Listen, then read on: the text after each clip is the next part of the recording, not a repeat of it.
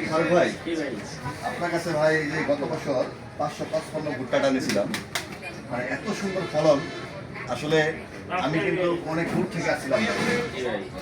এখন কালকে সকালে আসছিলাম, বাসায় চলে গেছি। আজকে আবার আপনি ভুট্টাটা নিতে আসলাম যে আসলে ভুট্টার এবারের রেট বা আগামী বছরের যে রেট বিক্রি করছেন কি একই রেট, কোনো বেশি হয় না। আপনার এখানে কি কি দাম আছে ভাই?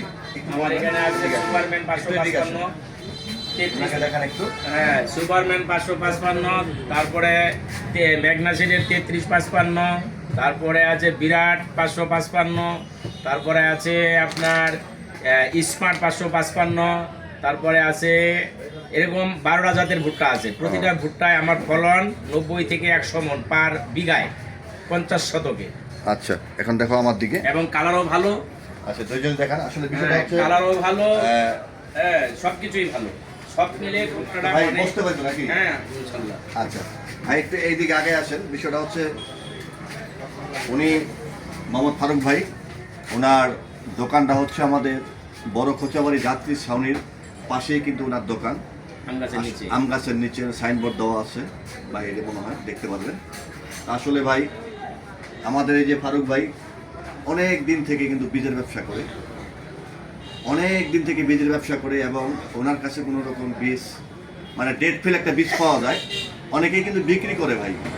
ওনার কাছে কোনো ছলচাতুরি নাই।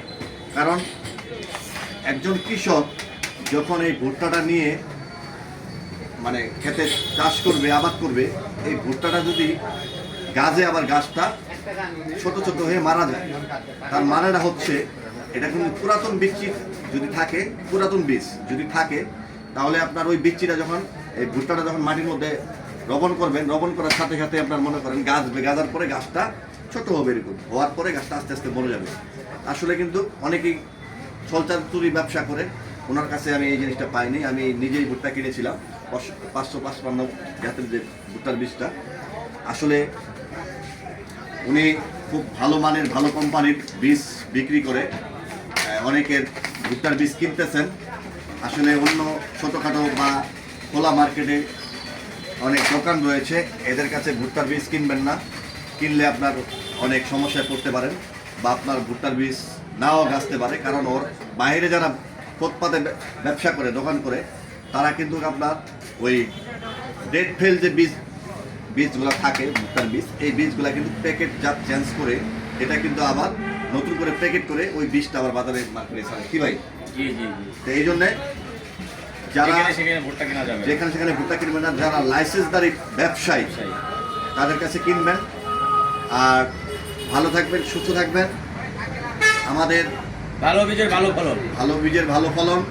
আমাদের ঠিকানা ঠাকুরগাঁ থেকে আসবেন বড় খোঁচাবাড়ি বাজার, দিনাজপুর থেকে আসবেন বড় খোঁচাবাড়ি বাজার। এদিক থেকে আসলে বড় খোঁচাবাড়ি যাত্রী ছাউনির পাশেই যে ফারুক ভাইয়ের বীজ ভান্ডার, এখানে আসলে ওনার দোকান পাবেন ইনশাল্লাহ। একদম খুচরা এবং পাইকারি এবং সরব মূল্যে এখানে বীজ পাওয়া যায়।